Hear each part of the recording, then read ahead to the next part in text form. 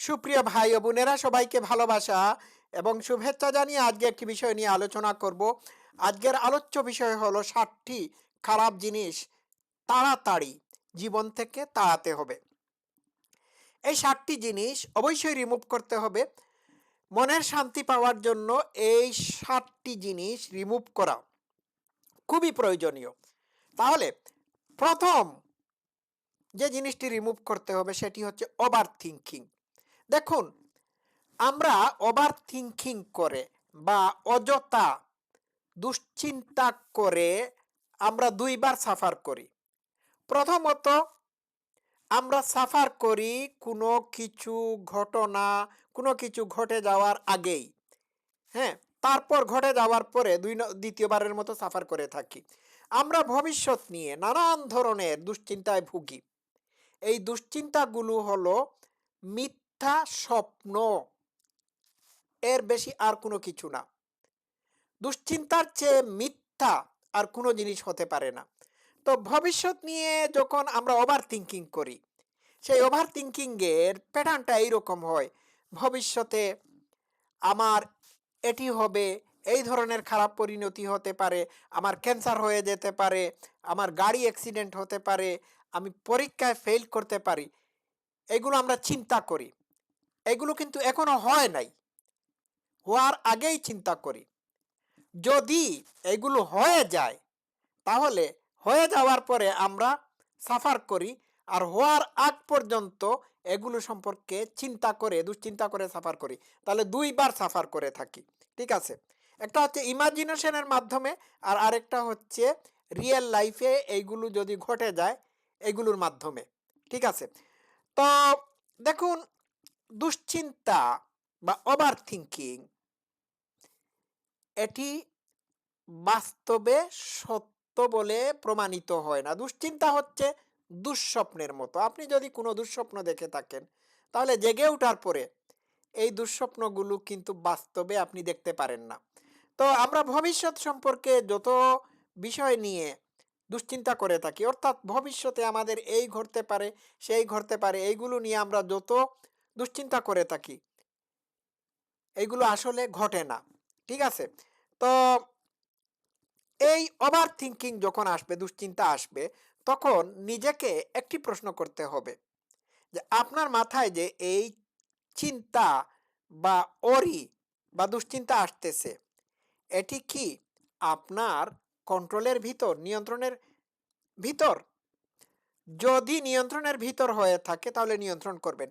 আর আপনি প্রশ্ন করবেন যে আমি যে ভবিষ্যৎ, আপনি নিজেকে প্রশ্ন করবেন, আমি যে ভবিষ্যৎ নিয়ে দুশ্চিন্তা করতেছি, ভবিষ্যতে কোনো ঘটনা ঘটবে কি ঘটবে না, সেটি কি আমার নিয়ন্ত্রণের ভিতর? যদি নিয়ন্ত্রণের ভিতর না হয়ে থাকে, তাহলে আমি এটি নিয়ে দুশ্চিন্তা করব না। ঠিক আছে, আমি আবার ক্লিয়ার করি। আপনি ধরুন ভবিষ্যৎ নিয়ে খুবই দুশ্চিন্তা করছেন। ভবিষ্যৎ নিয়ে দুশ্চিন্তাটা ধরেন এইরকম হতে পারে যে ভবিষ্যতে আমার এইরকম খারাপ পরিস্থিতি হতে পারে, ওই রকম হতে পারে বা হবে। আপনি নিশ্চিত হয়ে এই দুশ্চিন্তা করতে পারেন। তখন আপনি নিজেকে প্রশ্ন করবেন যে ভবিষ্যতে যে ঘটনাগুলো ঘটবে, এইগুলো কি ঘটার আগে আমি এইগুলোকে নিয়ন্ত্রণ করতে পারি? বা ভবিষ্যতে যে ঘটনাগুলো ঘটবে, এইগুলোকে কি আমি নিয়ন্ত্রণ করতে পারি? এগুলো কি আমাদের কন্ট্রোলের ভিতর আছে, আমার কন্ট্রোলের ভিতর আছে? যদি না থেকে থাকে, তাহলে আপনি আপনার মনকে বুঝাবেন যে এইগুলো নিয়ে খামোখা চিন্তা করার দরকার নাই। ২ নাম্বার হচ্ছে ভ্যালিডেশন। আপনার জীবনে আপনি যদি অন্যের অনুমোদন, প্রশংসা পাওয়ার আকাঙ্ক্ষা পোষণ করে থাকেন, এবং অন্যের অনুমোদন এবং প্রশংসার ভিত্তিতে যদি আপনার জীবনকে মূল্যায়ন করে থাকেন, বা নিজের মতামত বা ডিসিশনকে মূল্যায়ন করে থাকেন, ভ্যালু দিয়ে থাকেন, তাহলে কিন্তু আপনার জীবন, আপনার ডিসিশন মেকিং, আপনার চয়েস, আপনার পছন্দ অপছন্দ অন্যের অনুমোদন এবং প্রশংসার উপর বা ভ্যালিডেশনের উপর নির্ভরশীল।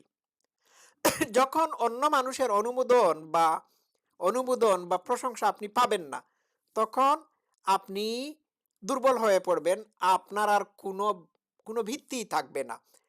তো আপনি যদি মনে করে থাকেন যে আপনি যা করছেন তা রাইট, সঠিক, আপনি যা করছেন তা নৈতিক, তাহলে আপনি আপনার ভ্যালুস বা মূল্যবোধগুলোর উপর অটল থাকবেন। এখানে অন্য মানুষ কি বলল না বলল, হু কেয়ারস? ঠিক আছে? যখন অন্যের ভ্যালিডেশন বা মূল্যায়নের উপর আপনি নির্ভর করবেন, তখন আপনার মনের শান্তিটাকে আপনি অন্যের কাছে সোপর্দ করে দেবেন। অন্যরা যদি আপনাকে মূল্যায়ন করে, তাহলে আপনার মনে শান্তি থাকবে, যদি না করে তাহলে আপনার মনে শান্তি থাকবে না। মনে রাখবেন, আপনার নিজস্ব মূল্যবোধ আছে। এই নিজস্ব মূল্যবোধের উপর আপনি আপনি অটুট থাকবেন। অন্য মানুষ কি বলল না বলল, কি ক্রিটিসাইজ করলো, কি প্রশংসা করলো, সেই ব্যাপারে খেয়াল দেবেন না। তাহলে তো বোঝা যায় যে আপনি যখন কোনো ভালো কাজ করতে চাচ্ছেন বা করতে যাচ্ছেন, আপনি করাটা বন্ধ করে দেবেন যদি অন্য মানুষ ক্রিটিসাইজ শুরু করে দেয়। তাহলে আমি একটা কথা বলি, সমাজের 90% মানুষকে যদি আপনি পাগল ছাগল কিংবা অসভ্য ইতর মনে করে থাকেন, তাহলে তাদের মতামতকে আপনি এত গুরুত্ব দিবেন কেন? আজকে তারা আপনার প্রশংসা করতেছে, আগামীকাল আপনি যে কারণে প্রশংসা করেছে সেই কারণের মধ্যে যদি তাদের কাছে আপনি উপস্থিত না হন, তাহলে আর প্রশংসা করবে না, আপনাকে নিন্দা করবে। আজকে যারা আপনার তারিফ করে হাততালি দিয়েছে, ক্লাপিং করেছে, আগামীকাল আপনি কোনো ভুল করলে বে বু বু করবে, ভুয়া ভুয়া বলবে। সুতরাং কারো প্রশংসা, কারো নিন্দা, এইগুলোর উপর আপনার জীবনের মানদণ্ড নির্ধারণ করবেন না। আপনার জীবনের মানদণ্ড হবে আপনার ভ্যালুস এবং আপনার মূল্যবোধের উপর। ঠিক আছে? আর সমাজের 90% মানুষ যদি অসৎ দুর্নীতিবাজ হয়ে থাকে, তাহলে তাদের মতামত অনুযায়ী যদি আপনি চলে থাকেন, আপনার জীবন চালান, তাহলে আপনি তাদেরই অন্তর্ভুক্ত হয়ে গেলেন।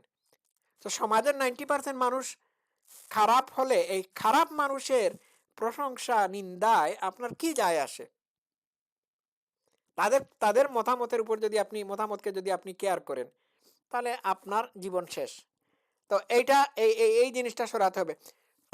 3 নাম্বার হচ্ছে টক্সিক রিলেশনশিপ। বিষাক্ত সম্পর্ক থেকে আপনাকে দূরে থাকতে হবে। হ্যাঁ, এখন কিছু কিছু মানুষ আছে যারা আপনাকে আপলিফট করবে, আপনার আপনাকে ফোর্স করবে আপনি যাতে উন্নতি করেন। আপনার এই ধরনের মানুষের সাথে সম্পর্ক থাকা উচিত। আর যারা আপনাকে আপনাকে আপনার উন্নতির দিকে যাওয়া থেকে বিরত রাখার চেষ্টা করবে, কিংবা যারা আপনার সবকিছুতে ত্রুটি বিচ্যুতি খুঁজতে থাকবে, আপনাকে আপনার কাজকর্মে নিরুৎসাহিত করবে, এই সমস্ত মানুষদের কাছ থেকে দূরে থাকুন। এরা হচ্ছে টক্সিক। 4 নাম্বার হচ্ছে, কিছু কিছু জিনিস মানুষের কন্ট্রোলের ভিতর আছে, কিছু কিছু জিনিস মানুষের নিয়ন্ত্রণের বাইরে, কন্ট্রোলের বাইরে। আপনার কন্ট্রোলের ভিতর হচ্ছে আপনার চয়েস, আপনার পছন্দ অপছন্দ, আপনার সিদ্ধান্ত নেওয়ার ক্ষমতা, কারো সাথে সম্পর্ক গড়ে তোলার সিদ্ধান্ত, আপনার থট, আপনার আচার আচরণ, আপনার রিয়াকশন, এইসবই হলো আপনার নিয়ন্ত্রণের ভিতর। অন্যের নিয়ন্ত্রণের বা বাইরের কিছু জিনিসের দ্বারা নিয়ন্ত্রণে রয়েছে অন্য মানুষের আচার আচরণ, চয়েস, অন্য মানুষের ব্যবহার, আমল খাসলত ইত্যাদি। এবং আরও যদি বৃহত্তর ক্ষেত্রে এটিকে নিয়ে নিয়ে যাওয়া যায়, তাহলে মৃত্যু, তারপর ওয়েদার, ট্রাফিক, অন্য মানুষের মানে আচার আচরণ এইগুলো আপনার নিয়ন্ত্রণাধীন না। তো যে বিষয়গুলো আপনার কন্ট্রোলের বাইরে, সেই বিষয়গুলোকে নিয়ে যদি আপনি ওরি করেন, তাহলে আপনি বুকার স্বর্গে বসবাস করতেছেন। You are torturing yourself. তো যেগুলো আপনার নিয়ন্ত্রণের ভিতর রয়েছে, সেইগুলোকে সেগুলোর প্রতি আপনার ফোকাস করতে হবে। সেগুলোর উপর ফোকাস করতে হবে। আপনি জব ইন্টারভিউতে যাবেন। ১ সপ্তাহ বাকি আছে। জব ইন্টারভিউতে যারা আপনার ইন্টারভিউ নেবে, তারা কি প্রশ্ন করবে, কিরকম প্রশ্ন আপনার সামনে উপস্থাপন করবে, সেটি আপনার নিয়ন্ত্রণে না। তাহলে এটা নিয়ে আপনি চিন্তা করবেন না। আপনি আপনি আপনার নিয়ন্ত্রণের মধ্যে যেটি রেখেছেন সেটি হচ্ছে আপনার জব ইন্টারভিউর জন্য আপনার প্রিপারেশন, প্রস্তুতি। হুম? এইগুলো। তা আপনি এটি আপনার নিয়ন্ত্রণে আছে, এটির উপর আপনি ফোকাস করবেন। আমি বোধহয় বিষয়টা বুঝাতে পেরেছি। তো অনেক সময় অনেক সিচুয়েশন নিয়ন্ত্রণের বাইরে থাকে। কিছু, কিছু সিচুয়েশন আমাদের নিয়ন্ত্রণের ভিতর আছে। যেগুলো আমাদের নিয়ন্ত্রণের ভিতর আছে, এগুলোকে আমরা নিয়ন্ত্রিত করব। ঠিক আছে? ৫ নাম্বার হচ্ছে ব্যর্থতার ভয়। The fear of failure. দেখুন, আপনি কোনো জিনিসে যদি ফেইল করে থাকেন, তাহলে ভয় পাওয়ার কথা না। আপনি কোনো জিনিসে ব্যর্থ হলে পরে আপনি স্পেস পেলেন। আপনি আরেকটু সময় পেলেন। এই সময়ের ভিতর পরবর্তীতে আপনি সাকসেসফুল হওয়ার জন্য প্রিপারেশন নেবেন। এটি হচ্ছে আপনার ট্রেনিং টাইম। মনে রাখবেন, failure is the pillar of success. আচ্ছা। ৬ নাম্বার হচ্ছে মানুষের দুর্ব্যবহার, খারাপ ব্যবহার এইগুলো নিয়ে মন খারাপ করে নিজের জীবনকে বিষিয়ে তোলার কোনো মানি হয় না। এই সমস্ত রিজেনমেন্ট থেকে বের হয়ে আসতে হবে। যারা আপনার জীবনকে বিষিয়ে তুলেছে, তাদেরকে ফরগিভ করেন, ওয়াক অ্যাওয়ে ফ্রম দেম। হ্যাঁ। ৭ নম্বর হচ্ছে আপনার মনের মধ্যে আরেকটি সত্তা আছে যে সবসময় আপনাকে ওসওয়াসা দেয়, বলে থাকে ইউ আর নট ইনাফ। তুমি তোমার উন্নতির জন্য যথেষ্ট না। এই ধরনের সত্তাকে বিশ্বাস করবেন না। এদের হুইসপারিংকে তাড়িয়ে দেবেন।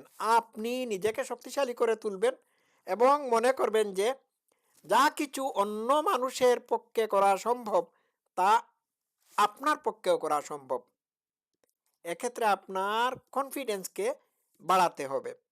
সুতরাং মনের মধ্যে যদি কোনো নেগেটিভ সত্তা থেকে থাকে, তাহলে তার সাথে আপনি কথা বলবেন। বলবেন, না, ইউ আর রং, আমি পারি। এই বুথ থেকে আপনি অনেক সমস্যা থেকে বের হয়ে আসতে পারবেন। তো আজকে এই বিষয় নিয়ে আলোচনা করলাম। সবাই ভালো থাকবেন। Love you all.